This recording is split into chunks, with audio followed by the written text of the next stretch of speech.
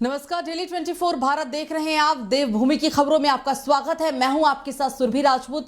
अब सीधा रुख करते हैं खबरों की ओर। उत्तराखंड के वरिष्ठ राजनेता एवं पूर्व कैबिनेट मंत्री डॉक्टर हरक सिंह रावत की मुश्किलें बढ़ती जा रही हैं। अब ईडी ने 29 फरवरी को उनसे पूछताछ के लिए बुलाया है और इसके साथ ही ईडी ने डॉक्टर हरक सिंह रावत को भी समन भेजा है। दरअसल पाखरो टाइगर सफारी घपले को लेकर ईडी ने डॉक्टर हरक सिंह रावत और आईएफएस अधिकारी सुशांत पटनायक को इस मामले में घेर लिया है और दोनों के आवास पर जांच पड़ताल भी हो चुकी है। इस जांच पड़ताल के बाद ईडी ने पूर्व कैबिनेट मंत्री हरक सिंह रावत को 29 फरवरी को बुलाया है।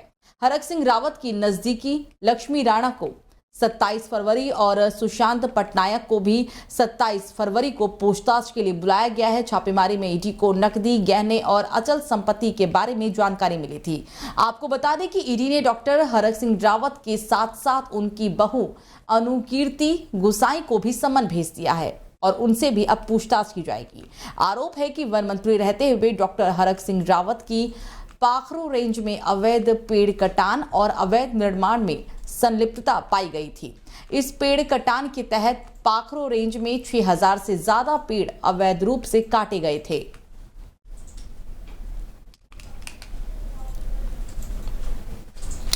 तो बद्रीनाथ केदारनाथ मंदिर समिति की बैठक में इस साल होने वाली चारधाम यात्रा और यात्रियों की सुविधा के लिए 116.24 करोड़ का बजट पारित किया गया है और साथ ही यात्री सुविधाओं के विकास के लिए बद्रीनाथ केदारनाथ मंदिर समिति प्रदेश सरकार को 10 करोड़ की धनराशि भी देगी। बैठक में मंदिर समिति के धार्मिक सेवा स्वर्ग सेवा नियमावली 2024 के तहत भर्ती प्रक्रिया व नियमानुसार वेद पाठी पुजारी पदों पर नियुक्ति, यात्रा काल में व्यवस्था प्रबंधन, साफ सफाई के लिए अतिरिक्त कार्मिकों की तैनाती पर भी चर्चा की गई। कैनाल रोड स्थित बीकेटीसी कार्यालय में अध्यक्ष अजेंद्र अजय की अध्यक्षता में बैठक आयोजित की गई।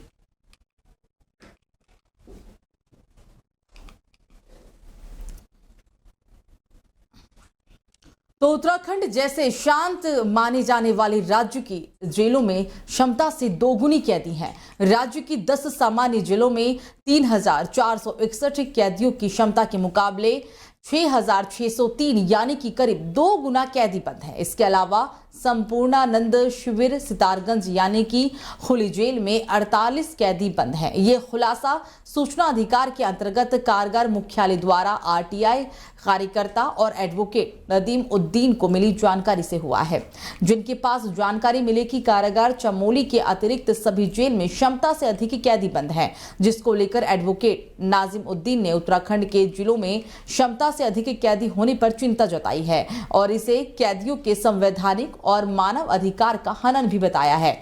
उन्होंने कहा कि उत्तराखंड के बड़े शहरों काशीपुर और रुद्रपुर में नई जेल उत्तरकाशी, रुद्रप्रयाग, पिथौरागढ़, बागेश्वर, चंपावत जिले में निर्माण समिति वर्तमान जिले की क्षमता बढ़ाने सदा कैदियों को सामान्य के स्थान पर खुली जेल में रखना, कानून और सुप्रीम कोर्ट के निर्देशों के अंतर्गत छोड़े जाने योग्य कैदियों को सजा माफी, जमानत और पैरोल पर छोड़े जाने की मांग की और इससे जहां कैदियों के अधिकार की रक्षा होगी तो वहीं इन पर किया जाने वाला खर्च भी सरकार का बचेगा।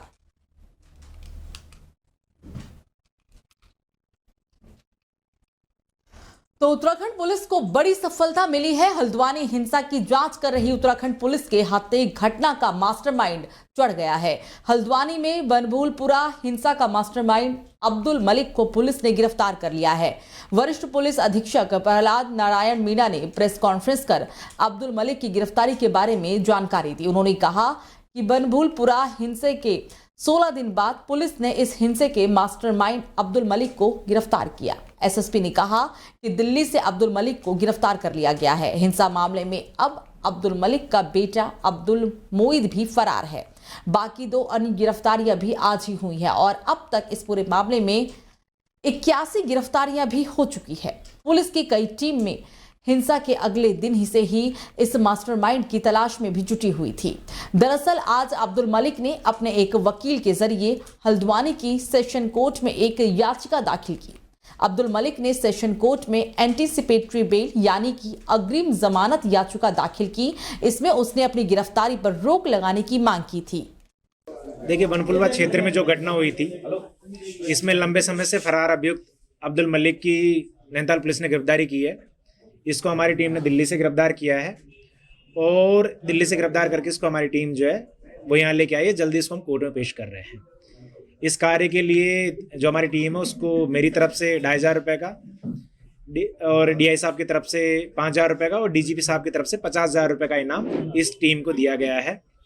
इसके साथ ही हमने 2 अन्य अभियुक्त जिन्होंने मुखानी थाने की गाड़ी जलाने में जो अपराध है उसमें सम्मिलित थे, तो 2 अन्य अभियुक्तों की और गिरफ्तारी की है। तो आज अब्दुल मलिक को मिला के 3 गिरफ्तारियां हुई है। अब तक इस प्रकरण में 81 गिरफ्तारियां हो चुकी हैं। सर, जो नामजद थे सब गिरफ्तार हो गए।